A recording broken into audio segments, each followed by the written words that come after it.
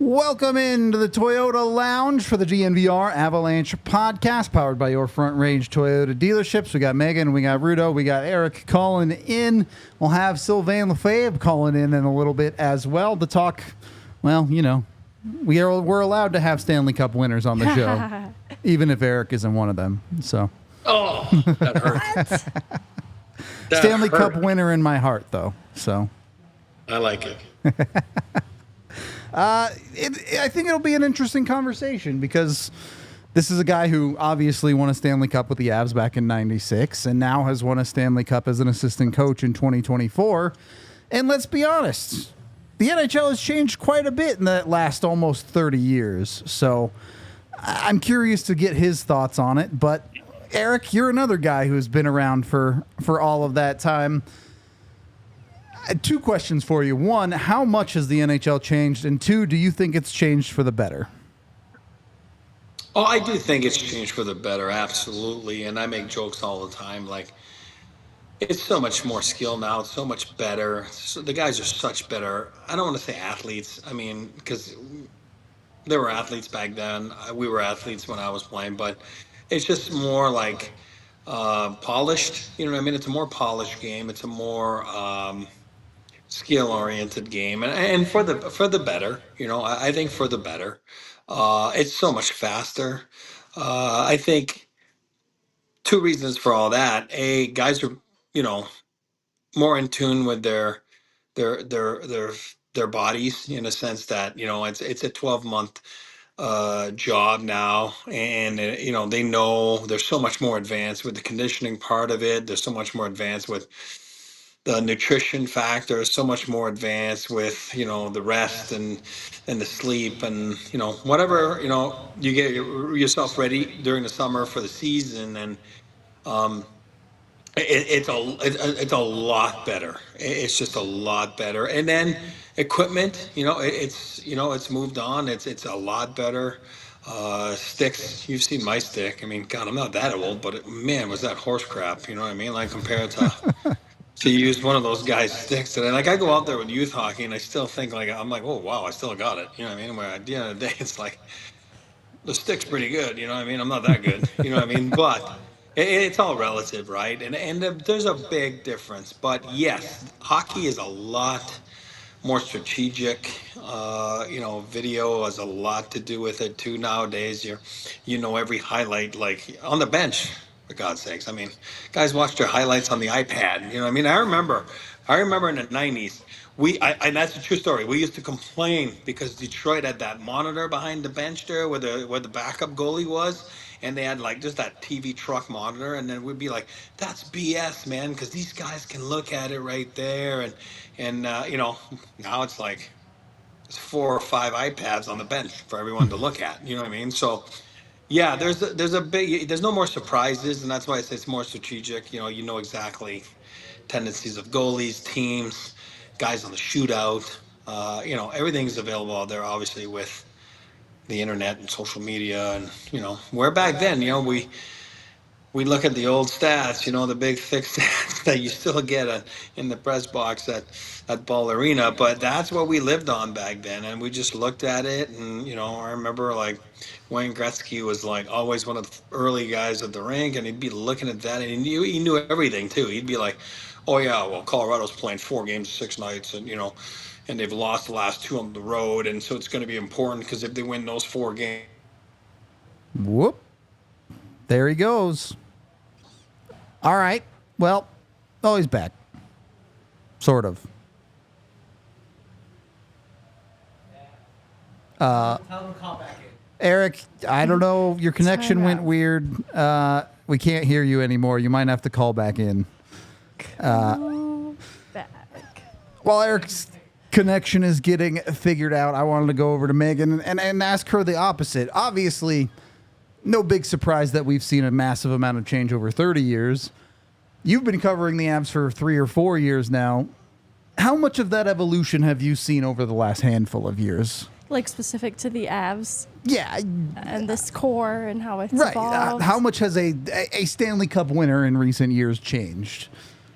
I think it's the maturity aspect. I was thinking about this just with looking at Florida's group as well. It's not really a super young group. There's Sure. a good balance of veteran presence. And what I think is interesting about how the Avs have evolved is it's just a lot of their young core that has grown up that makes up some of that Sure. leadership presence that exists on the Avs today. And I think it's a necessity in a Stanley Cup winning team. And I think we'll find, too, for any team that wins a cup, there are some challenges in keeping a competitive edge with cap constraints that I think is kind of unique to this era of hockey. So not something that just affected the Avs in trying to remain competitive following their cup win, but I think the results that have followed the next or 2 seasons after come and demonstrate those challenges. I think Vegas experienced that this year. And so I'm curious to see what happens next with Florida, just because it is challenging to stay that competitive For sure. after a Stanley Cup win. Really, really hard to be even what Florida's already done, which is make 2 cup finals in a row, winning one of them. Extremely, extremely difficult. Eric, maybe a little bit before your playing era, at least, when the true dynasties of the NHL were a thing. Not that, you had the Avs, you had the Devils, you had the Wings in the 90s and 2000s, but let me ask you this, because we're currently in an era where we've had 4 different cup winners in 4 years. Are dynasties better for the game, or do you want parity? Do you want more different cup winners every single year? Well, you had brushed it up a little bit yesterday on our little group chat, talking about, like the difference. And then I started thinking last night, and then pen and paper, you know what I mean? Me and pen and paper. I'm not a computer guy, but I like my pen and paper. And then I look back, and growing up, it was Montreal Canadiens, obviously, in the 70s was crazy. So if you look back for 20, 30 years, there wasn't a lot of cup winners. But it was one thing in common for all those teams. It was all built through the draft. Like it was. You go to Montreal in the 70s, and, like the big 3 on there, Robinson, Savard, Guy Lapointe, those are all draft picks. And then they even, when you look at it, yesterday I mentioned Sam Pollock. If you remember, they had the first pick for, I want to say the California Golden Seals. Maybe I'm wrong on that one, but and they wanted to make sure that they were going to be able to draft Guy Lafleur, right? So because they had the first pick, and what they did is, a little DU connection there. They traded Ralph Backstrom, one of their star players, Montreal, right, to the LA Kings, to make sure that the LA Kings were going to do good down the stretch and actually finish ahead of the last place team, which I believe, like I said, it was California Golden Seals, and then Montreal could secure the first pick, which was Guy Lafleur. So when you think about that, that's a little crazy. It's always been through the draft, and then the dynasties went on to the New York Islanders, and again, Mike Bossy, Brian Trottier, Clark Gillies, they win 4 in a row. And there's a common theme to that. Then the Oilers, this guy Barry Fraser was unbelievable at drafting, and if you look at the Edmonton Oilers back then, they were all draft picks. I know Wayne Gretzky wasn't, but I'm saying besides that, Messier, Fuhr, Charlie Huddy, Kevin Lowe, Glenn Anderson, those are all guys that did not, Paul Coffey, the numbers are in the rafters, and those were all draft picks, and they were all able to keep their teams because there was no salary cap back then, right? So that's kind of where you see the difference nowadays, where LA and Chicago, you would say that, even Pittsburgh to a certain extent back then, right? But you would say that, they've had 2 or 3, 2 and 3 years or whatever it was, and you don't see that. And you just said it, 4 teams in the last 4 years. I think that's one thing that this league has now because of the salary. That's parity, you know what I mean? And that's where I believe it's changed a lot, because everyone has a shot and again, I'm not going to say that there's 32 teams at the start of the year that are going to win the cup, but there's a lot more than when I was playing, for example. You know what I mean? There's a lot more teams that have a chance to win the cup, a real chance. And I think that's what parity does. And I think that's what Gary Bettman wanted to bring. And I think he accomplished that, with that lockout of, starting when you think about it, probably in 2004, right? With the rollback and the salary cap and all that stuff. He wanted to bring parity.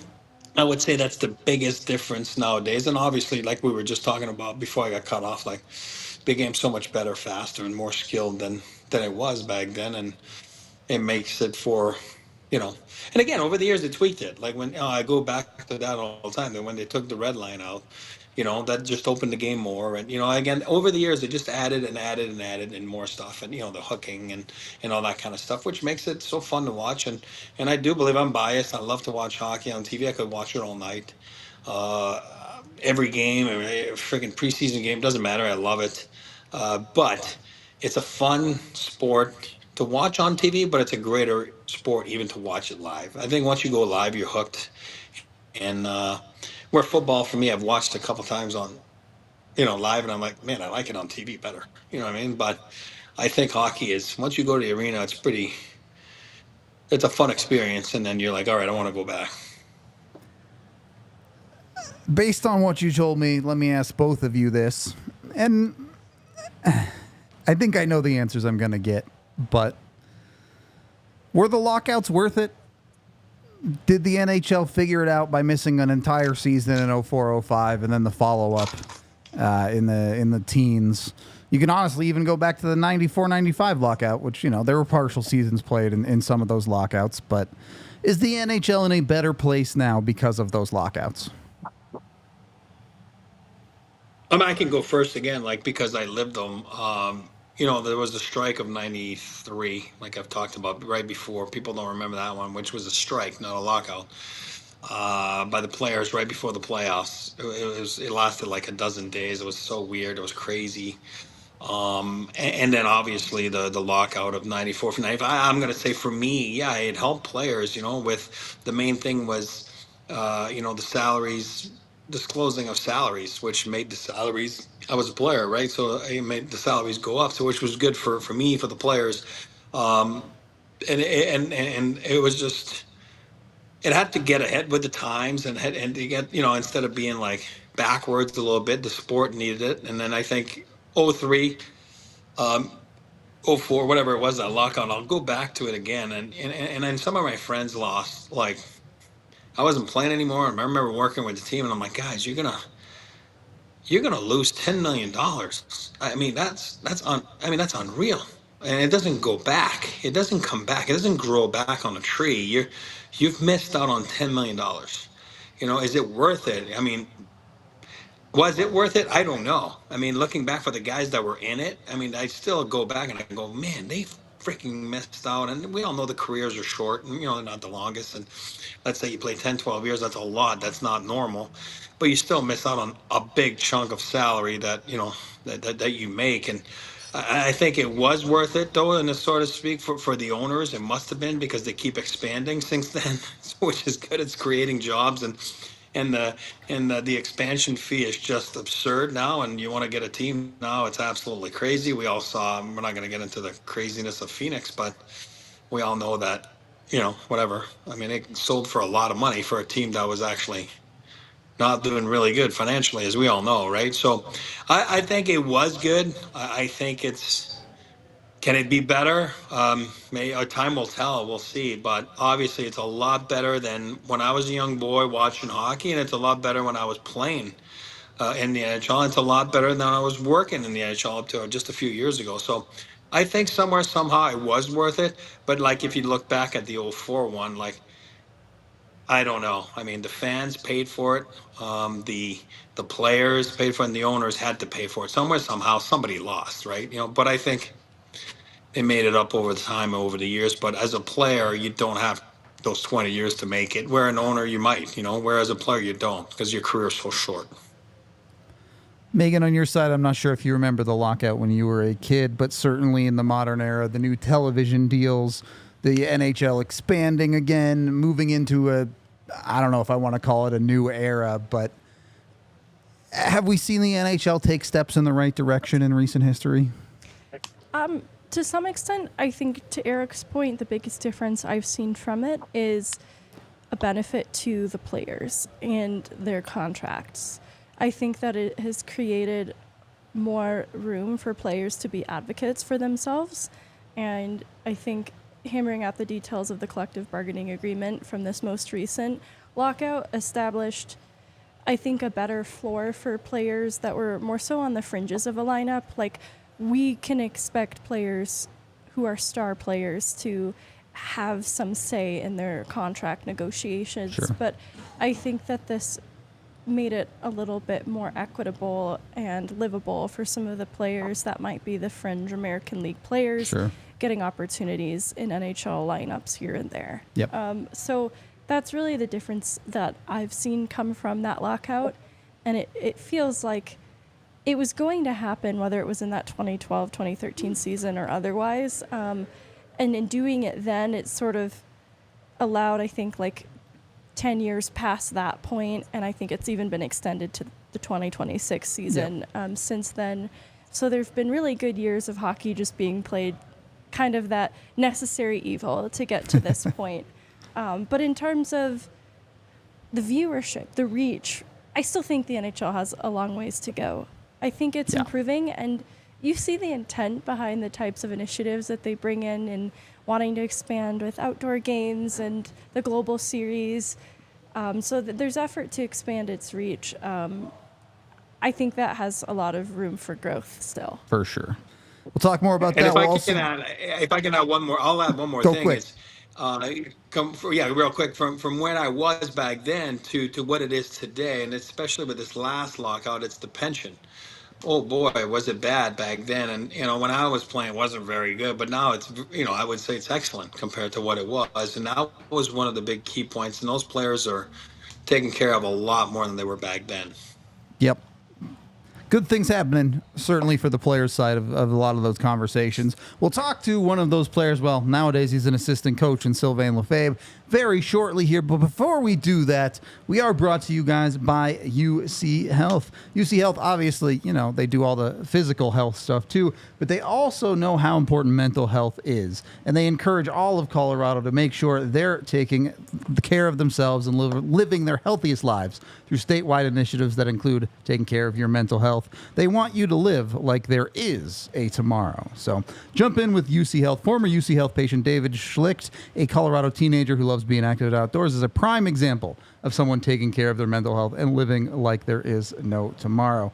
Once upon a time, David's path as an Olympic hopeful took a turn as he lost his leg after a ski training accident, and UC Health doctors decided to amputate his leg. Obviously, that's a big struggle to go through, but UC Health helped him every step of the way, and you can learn more about David's story and see more inspiring patient stories from UC Health over at uchealth.org/tomorrow to learn what it means to live like there is a tomorrow. Go check it out, uchealth.org/tomorrow. And once you're feeling inspired, you might want to go off-roading or go visit the Colorado outdoors. Make sure you go check it out with Toyota. Toyota, of course, powering this podcast with your Front Range Toyota stores. You can go visit a number of them across the Front Range. You can get in on their 17 all-wheeler, four-wheel drive vehicles. You can get in with their 16 different hybrid and zero-emission vehicles. They have something for everyone. Up from the trucks with the Tacoma or the Tundra, they've got the 4Runner, they've got the RAV4, they've got the Corolla, they've got the Prius, you name it, they've got all the cars you could possibly be looking for. So make sure you go check out your Toyota Front Range dealerships. They are the official vehicle of the Colorado Avalanche, and you can get it at AutoNation Toyota, Arapahoe and Centennial, Corwin Toyota in Boulder, Groove Toyota in Littleton, Mountain States Toyota in Denver, Stevenson Toyota East Aurora, and Stevenson Toyota West in Lakewood. Not just the official vehicle of the Avs, but the official vehicle of DNVR. Second period of the DNVR Avalanche podcast. Continuing this conversation of, I don't know if I want to call it old versus new, but the previous era versus the modern era, whatever it might be. Don't get me wrong on this.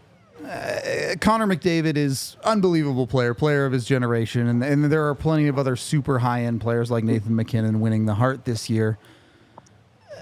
Do the superstars of this era live up to the Gretzkys, the Lemieux, the historical players? And I get that Gretzky is a bit of an outlier because he was just so much better than everyone else in his era.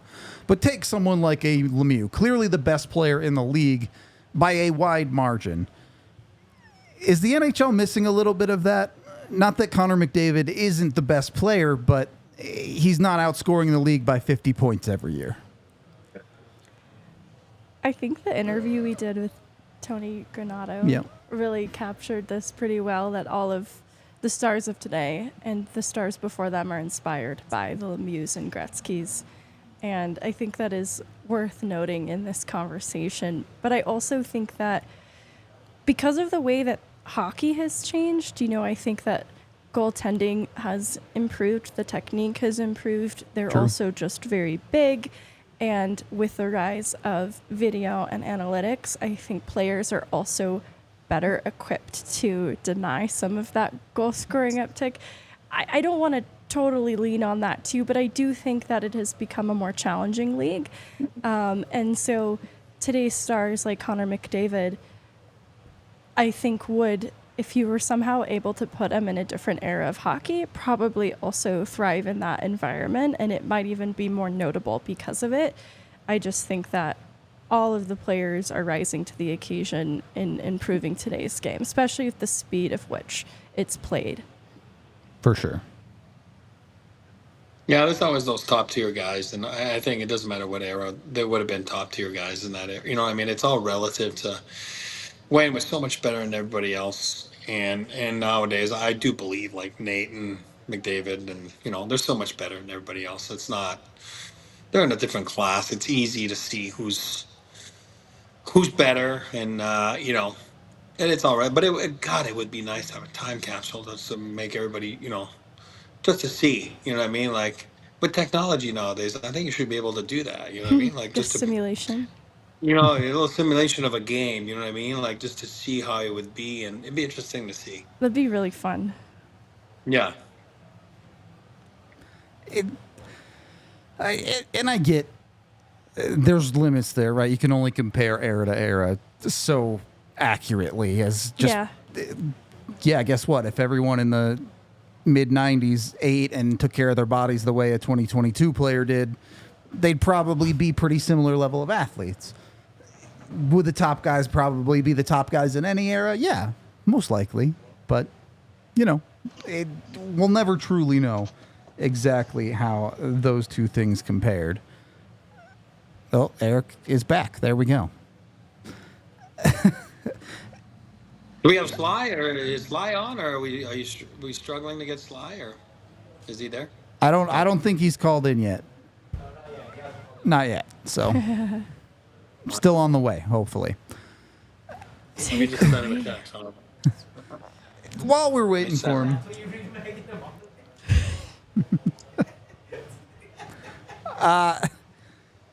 While we're waiting for him, Eric, you're a goalie dad. Yes. You obviously we're good friends with guys like Patty Waugh. At what point, and this is true of skaters as well, but goalies, I think you can see it more clearly. At what point do you get too deep into the weeds? At what point are you trying to refine a position to a level that is almost robotic, as in the modern era with all these goalies? Everyone's talking about, oh, well, in this spot you do the reverse VH, and then over here you got to have your glove always got to be like that. Is there a certain point where you just need to let the athletes be athletes? Oh, you're preaching to the choir. I agree with. I mean, for me, that's why I like Fleury. I do, because I do believe everything goes out the window at times with them, and it's just like, all right, whatever's next. If I'm going forward, I'm diving head first, and so be it. If I don't have a glove, then it's all good. If I have to go on my butt and then throw my legs up in the air, it's all good. Like I like that. I do agree with you a little bit. It's a little bit too robotic. We'll have some stuff coming up as we know there on goaltending, but some goalie coaches will tell you that that's just playing the percentages, and that's what you rely on. And other guys will tell you, well, no, rely on your instincts sometimes, and that will make the percentages better. I do believe it's a little too robotic nowadays, and especially from a young age. I think you have to have a feel for the game. I think you have to. It sounds stupid, but some goalies are, for example, when to freeze the puck, when not to freeze the puck. It's hockey sense is there for goalies as well. You know what I mean? Like it's not just players, and I think that too much nowadays are so worried about the position and not worried about the game, and they're just when I say the position, meaning like their technique. You know what I mean? That they're not even engaged in the game. They're engaged in you see them. They make a save. They remake it. The play's going down the other end, and they're just still like doing their thing, and you're like, holy crap. Watch the game, see, have a feel for it. You know what I mean? So I do believe it's a little bit more robotic. We'll talk about it here coming up with some cool features that we know that we'll get going here in the next few days, but. I do believe it's too robotic. I do believe it's sometimes you just got to let it go a little bit and rely on your athleticism and instincts.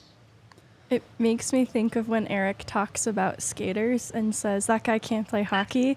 And, he's talking about how a person can go through the motions of playing hockey at a highly skilled level. Yeah. But it's the separation of the hockey instinct that kind of defines the guys who can play hockey versus those who can't. And I think there's truth to it at the goaltending position, too, that there is just some element of instinct because there are elements of hockey that are unpredictable that you just have to rely on instinct for, whether you're the goaltender or the skater. And I think that's what separates the truly elite hockey players that we talk about.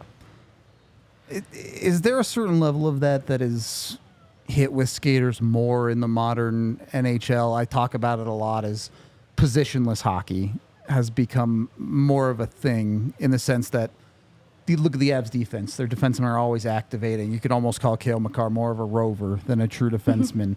You look at their forward group, Mikko Rantanen takes faceoffs for Nathan McKinnon all the time on that left side. Even go back a couple of years and you look at a Gabe Landeskog who is playing center on that line. It's not really a center position with the forward. It's more of a who's the F3, who's the F2, who's the F1. Has this created an NHL that is maybe a little bit more well-rounded as opposed to guys who played one's position specifically in the past? I think it's demanded it of its players, too, especially for players whose NHL minutes aren't promised. The ability to build into their game a little bit more dimension, I think, improves their longevity in the sport. Sure. And to that end, it does seem like it's a requirement of today's NHL to adapt on the fly like that. And the players that understand the game at the deepest level are able to do that a little more easily. Great example of that is maybe not necessarily positionless hockey, but a guy that the Avs brought back this offseason in Jacob McDonald. He'll play defense, he'll play forward. Is he the most skilled player in the world? No, obviously not. That's why he's not in an NHL lineup every day. But for how specific the NHL can get at times, having that flexibility to be able to play anywhere on the ice.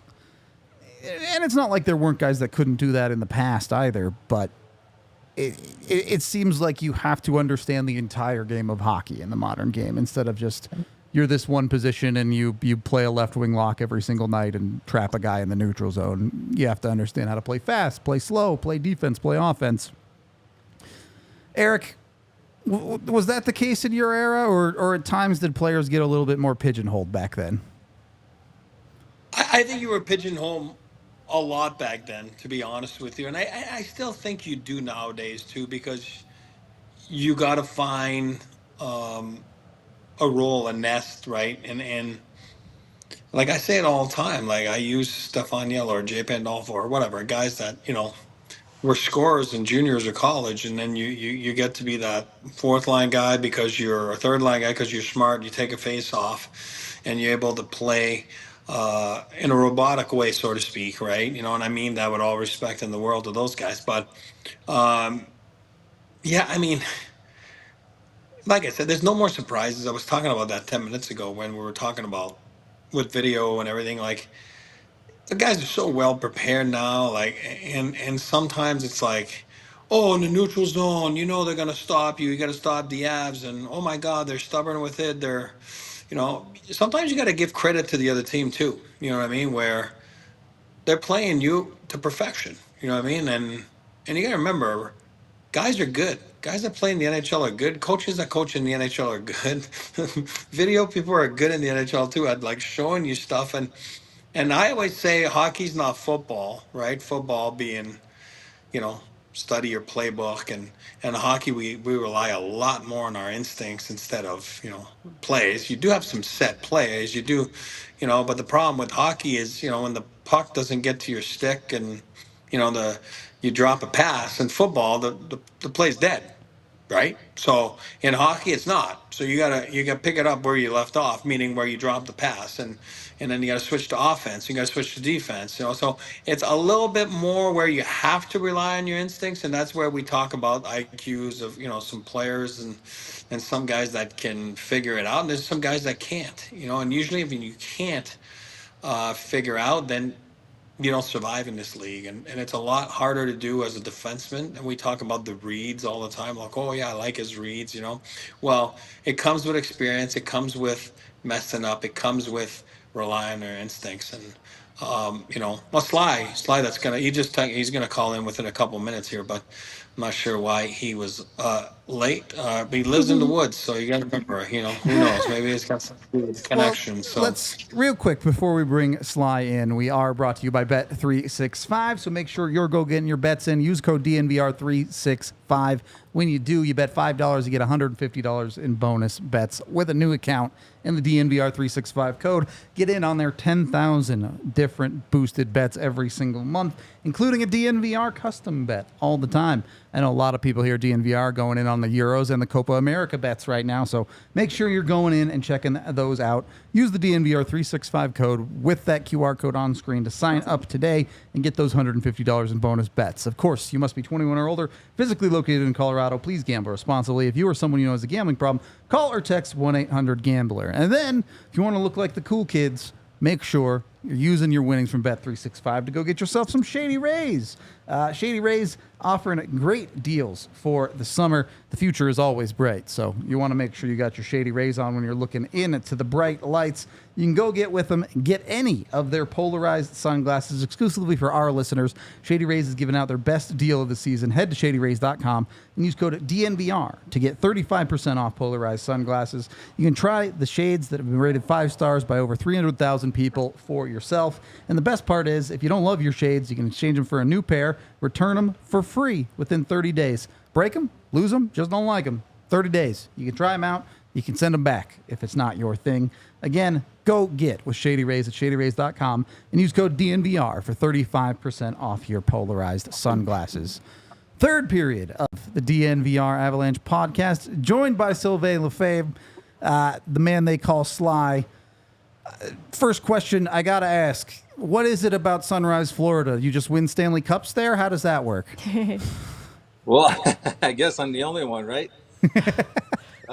Yep. So I feel very privileged, to be the only one to have won both Stanley Cup in Fort Lauderdale, Miami, Dade area. So it's great. It's awesome. I'm still in the cloud right now. They're obviously your first one with the Avs back in '96. Now winning one as an assistant coach in 2024. We were talking about it before you jumped on. How much has the game changed between your two Stanley Cups? Oh my God, it's it's unbelievable how it's changed. Just for a defenseman, just going back for pucks, it's a lot faster now. You can't hold up. You can't make picks for your partner, so you got to play the game differently, and there's systems in place to make it easier for the defenseman. It's so much faster, and I think it, not only because of the clutch and grab, but also because of the athletes now. They're like machines. The way they work out, the things that they do before games, you wouldn't believe. I watch them, and I'm like, I would have never sustained that full season doing just what they do before warm up. I'm telling them, that's what they call it, a warm up. It's to warm yourself up. Why do you do it before you get on the ice? you know, but the game's changed a lot. Not just on the ice, but off the ice. And they're great athletes to work with. Very dedicated. Not that we weren't back then, but the money is so much more. So they're like small businesses, and they have a lot of people that work for them, and these are the areas that for me have changed the most. From your And by the way, experience, I was in the woods. That's why I was late. I knew it. yeah. from your experience as both a player and a coach now with a cup, what are the key characteristics that you believe define a Stanley Cup caliber team? For me, it's unity. If you're not in sync as the goaltenders, the defensemen, the forwards, the coaches, the players, the whole management, the whole team has to be united. It has to be just one. And if you're not, there's no way you can win, because there's too many good teams now. And if you have individuals thinking about themselves, it doesn't work. They have to be all in on the same page and all working for one common goal. We know that teams look at the recent Cup winner for at least some inspiration, and maybe it's a reach, but in looking at some of the contracts given to defensemen this summer, does it at all feel related to what Florida has done and how the defense has been structured? Well, I think it's just timing. A guy like Brandon Montour, I think.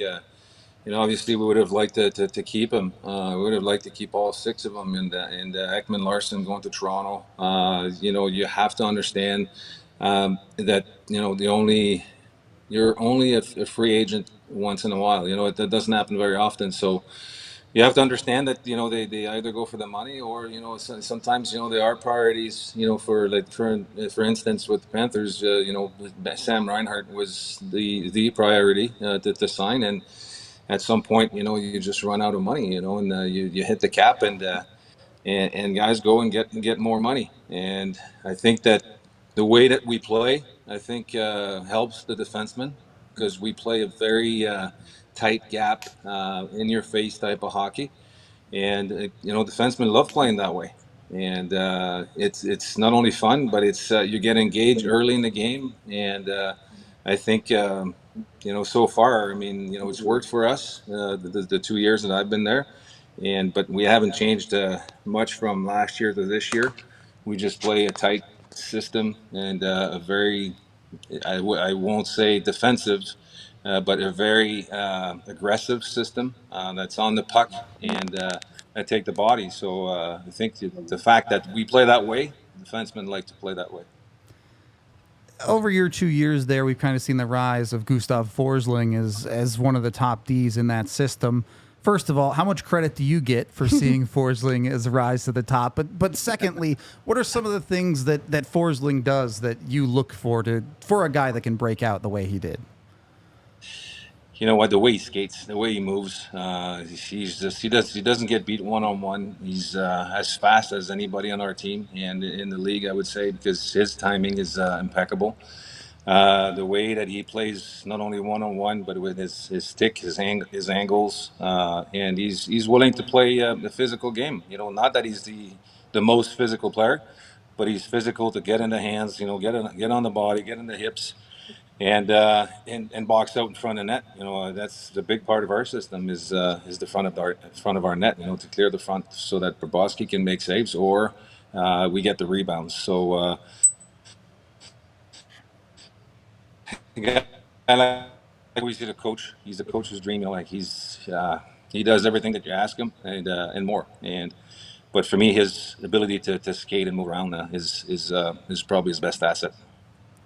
Well, I'll jump in there because everyone knows Sly is one of my dearest friends, so I'll be biased right here, and I'm being honest, I'm being biased. But I know for a fact that it's a reality, and I think you've done an unbelievable job. And when I say you, I'll throw Paul Maurice in there, Jamie, and the whole coaching staff, right? Because you got 2 years ago, you got Gouda cheese, and you got guys like that. You guys are like Reclamation Project, whatever it is. You guys did an unbelievable job with, and then they go, like you said, you didn't win last year, but you had success. They go for the money.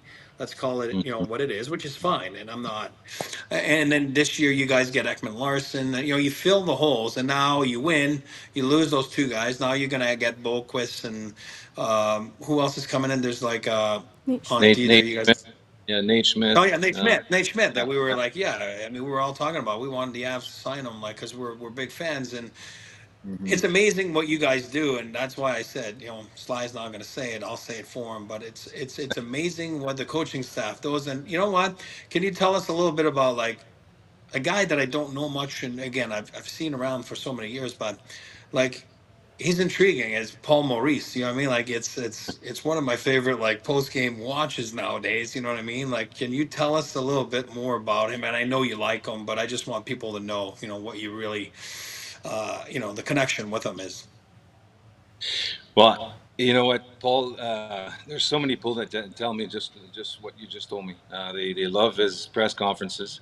Even my son today. My son is he works in mental performance, and he's a sports psychologist, and he's telling me, he goes, Dad, you got to go back and listen to those press conferences. He goes, they're so good, and they're going to help you. He said, it's like, it's true. He's such a smart man. He's very eloquent.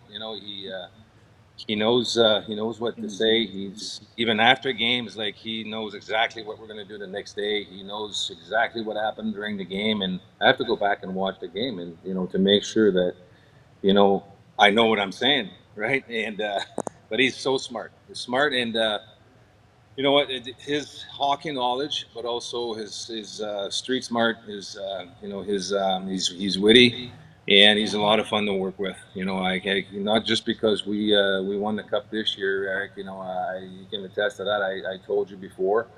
I'm learning every day that I work with him, and for me, it's the most important thing. And people that you work with is so important. And uh, for me, like I said, learning from a guy like that, a future Hall of Famer, and for him to win the cup this year was just for me personally. Be honest with you, like yeah, I won as a player and stuff, and I hate to say I won.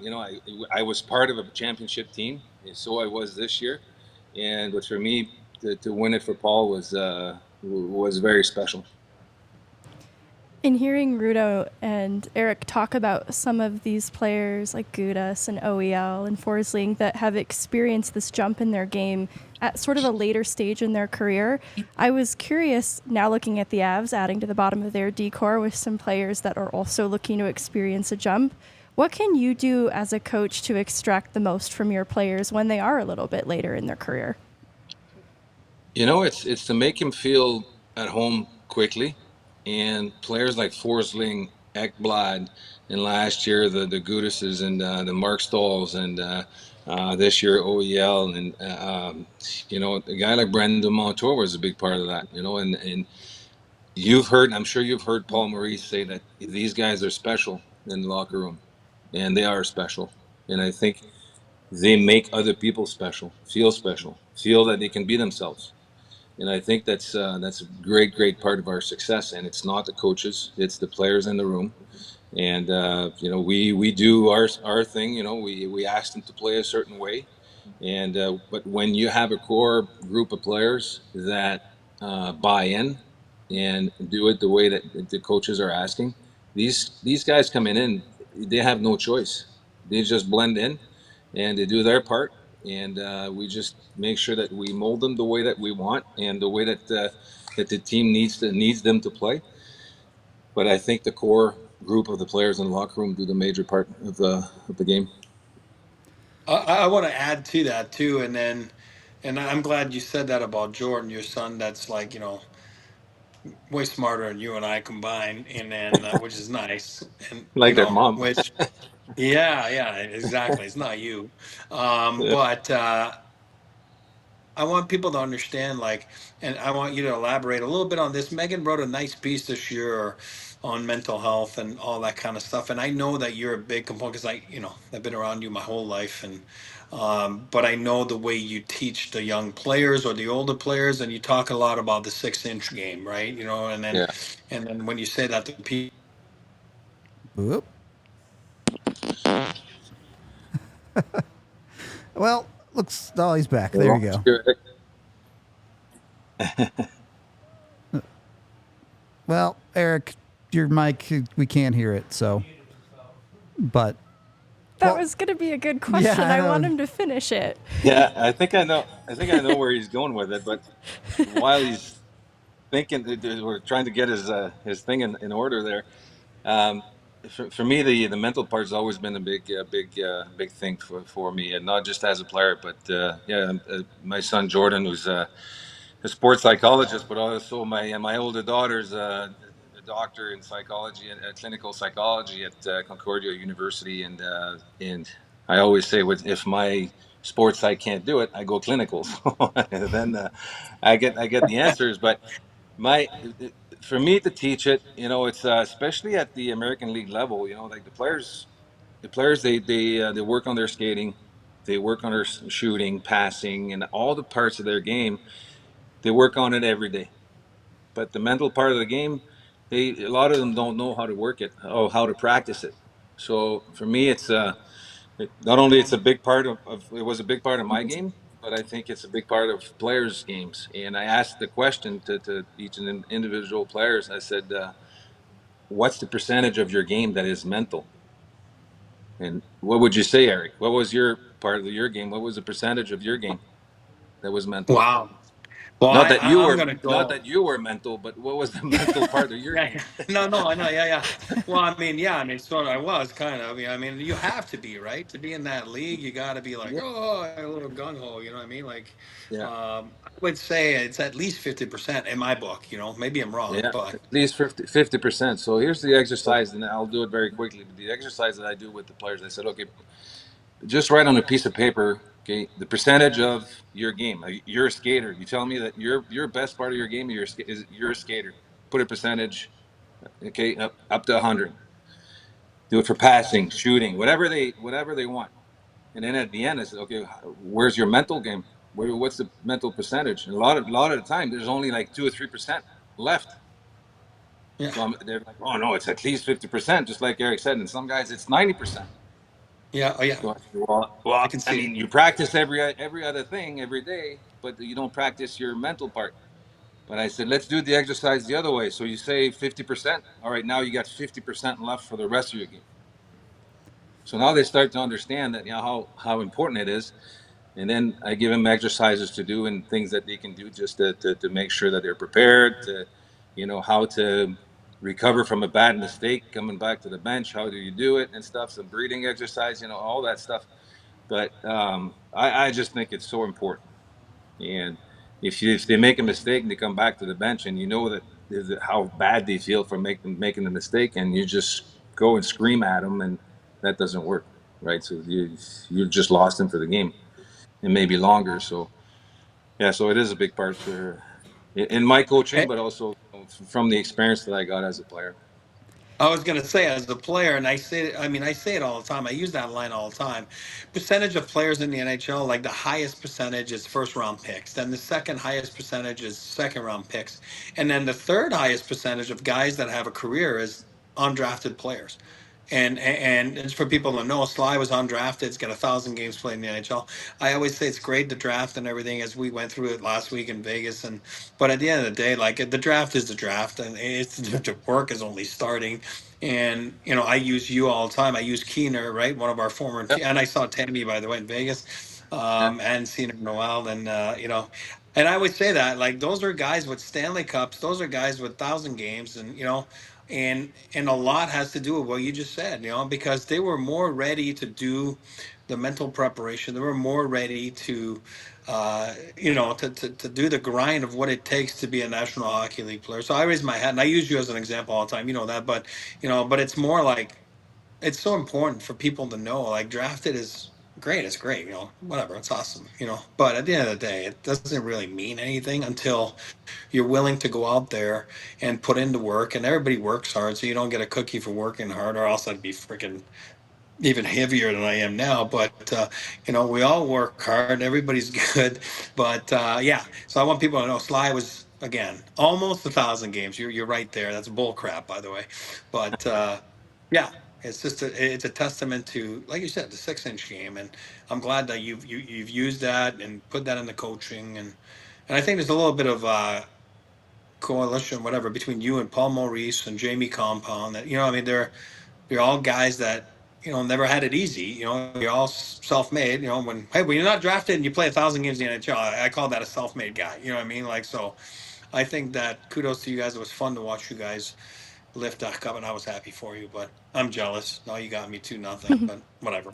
Sounds like you're gonna beat me Well, forever now. This is all right. I'll give it to you. well, it's timing, Eric. Timing's everything.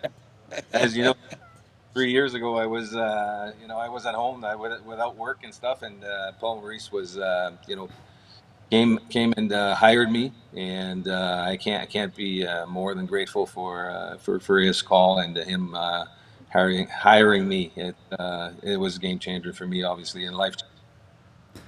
To hear you talk about some of your time with the American League, I did want to ask you, what's the truth about young defensemen and NHL readiness? Like, what are the realities about the time it takes for a player to come into their own in this position in today's NHL? Well, obviously there are exceptions. There are some players that are elite at a young age, but I would say like it takes at least 2 years to develop a hockey player to be NHL ready, and like I said, depending on his talent, his maturity, on and off the ice. There's so many things that can go in the equation. But I would say, a couple years. Obviously some guys take more time, but I think a year and a half to 2 years, is it's never a bad thing to play in the minors. It's never a bad thing to go and make some mistake at a different level, and to learn from them, and then be more NHL ready. Newer fans may not know this, but you are part of a select group in Colorado to have worn the C on your jersey, even if it was only for about a week or so. Other than obviously winning the Stanley Cup, what stands out the most about your time in Colorado? Oh man, it's the people that the teammates, the management, the people around the Avalanche. I would move back to Colorado in a heartbeat. Even if it was just to retire and stuff. My daughter was born in Denver. My youngest was born in Denver. She was actually the first baby born from the Avalanche, baptized in the Stanley Cup. Now she has a son that she wants to baptize in the Stanley Cup. So I think she, will be the only two generations to do that. But no, I mean, from day one in Colorado, like we felt at home, and obviously. Well, We lost him. The woods. the woods. It's the way it goes. He does live in the woods. I'm being honest with you guys. He lives in the woods, like by Sherbrooke. There in the woods, and there's his neighbor, which is like might be like a half a mile away, but whatever. I'm exaggerating, but it's former Avs goalie, right? The Patrick Waugh trade, Jocelyn Thibault. Yeah. So that's his immediate neighbor. So he does live in the woods, and that's why earlier I thought he was having problems with connecting, and I think that was part of it. But now I don't know. All of a sudden it just went dead. It was kind of it was fine actually for the most part, and then all of a sudden now he just kind of went dead there. It's the way the rural internet goes sometimes. There He go. is. Get out of the woods. Sorry, my wife was trying to call at the same time. Sorry. Yeah.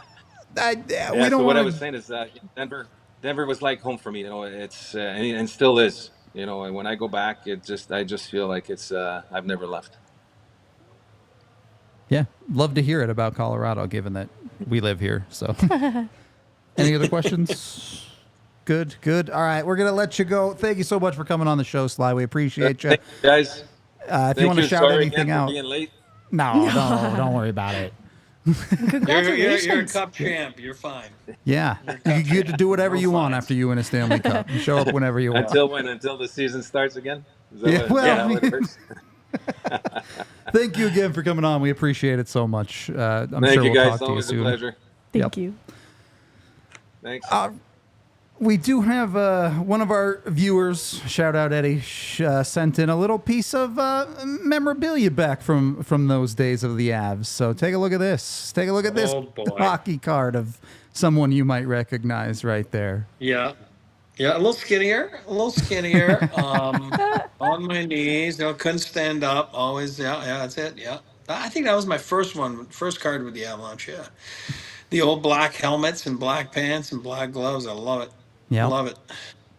Way better. Man, I'll tell you, it was a fun day. I mean, we were good, man. I mean, again, the Avs are good right now too. It's such a good feeling, and like Sly was just talking about, like, I remember putting on that jersey and coming from LA, and again, we had unbelievable players in LA. I'm talking about unreal players, but we were losing, and when you win, everything is so much more fun, so much more, like I always say it, like the Gatorade tasted better, and everybody's in a good freaking mood, and like Sly said, it's all about how you make people feel, and I think they've done a good job, and again, that's what I've heard about Paul Maurice all those years, and they did a good job, and Bill Zito's done a tremendous job there, and I remember talking to him last year at the All-Star game, even though I don't really know him much, and it was all about family, and again, you can be about family, or you can put your money where your mouth is and actually be about family, or like we say, the Avalanche are about winning, and you can say you're about winning, or you can actually be about winning. So I think the Florida Panthers have really figured it out the last couple of years, and it's amazing, from talking to Sly, what they've done and the changes that they've made, and not on the ice, but the changes, like from the way you treat one another, the way you travel, the way you take all the excuses, and to make sure that the onus is on the players, and I think they got the right coaching staff, as like we heard them talking about Paul Maurice and guys like that. So I think it was a championship season. I think it was well done. Bruto, I wanted to give you a shout out again in front of Sly to say you were the one picking them from day one. Yeah, I mean, I'm glad it worked out. You can see that Sly's a freaking grandpa now. I think he's got 5 or 6 grandchildren now, so which is nuts. He still looks like he's like 12, but and it's awesome family guy, awesome teammate.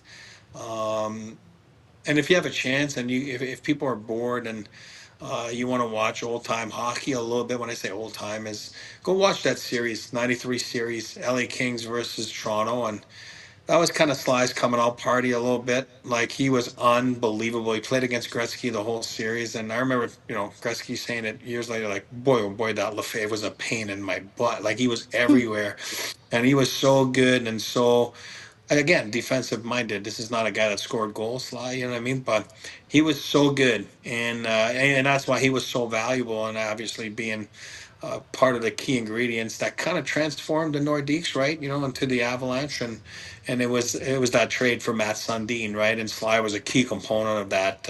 Obviously my dad being his agent, really familiar with Sly and everything, but it was awesome. He was a big component, like a key component of that trade with Wendell Clark and all that kind of stuff. And you can have all the draft picks in the world you want, but you gotta have to, the ingredients, and you have to have a recipe, right? You know what I mean? And I think that Sly was a big part of the recipe and translated to the '96 Cup. So good for him to take a 2-0 lead on me. Yeah. I wanted to wrap the show up by answering this question we had in our Toyota chat a little while ago, asking about what is the difference between being robotic and being a consistent player. And I think, to use an example from the current Avs, take a look at Nathan MacKinnon. What happens when Nathan MacKinnon enters the zone by himself at 5-on-5? When we see it get a little bit robotic is when he's entering the zone and pulling up along that wall. And he'll do that so many times in a row, whether it's the correct play or not. Everyone all of a sudden knows it's coming. Whereas with a consistent player, it's not necessarily about doing the exact same play over and over and over. It's about making the right decisions and doing things that keep the other team honest. So if you're a consistent player, your effort will be there the full time, but sometimes MacKinnon needs to try and cut to the net just to keep the other team honest, instead of falling back into that robotic routine of, I go into the zone and I pull up every single time. I saw that comment too, and the way I broke it down in my head is consistency is predictable effort, and good way to put it. robotic is predictable action. And I think that the effort is the key to the consistent component, because there can still be things that you deviate from action-wise that might not be as predictable, but the effort has to be the thing that you can come to expect every single time. Yep. And if I can play around with those words too in 10 seconds too, is McKinnon's got a bigger leash too than, let's For say, a sure. fourth liner or Woody. You know what I mean? And then Woody sometimes will dump the puck in. It's robotic, right? But it's like, man, that was a 3-on-1. You know what I mean? Like, maybe that's not the right play. You know, I mean, I can speak like that because I was the same way, because you're so scared to get put on the bench. You know what I mean? Because it's like, hey, buddy, you're not McKinnon. You know what I mean? Like, don't you try to friggin', invent the play there at the blue line, and it makes a big difference, when your leash is a little bit bigger. All right. On that note, we do have to wrap up this show, but we appreciate all y'all hanging out with us. Be sure to keep your eyes on DNVR events. Of course, there's already events on there with the Broncos and Buffs. We also do watch parties down here at the bar, and we're just now finalizing some of our takeovers for the coming season for the Colorado Avalanche. So be sure to keep an eye on the website, find those, and come enjoy a game at Ball Arena with us. We are out of here for today. We will be back tomorrow to make fun of all the losers of free agency. So come join us for that show, and we'll talk to you soon. We all silly like the mayor. Yeah. Rudolph.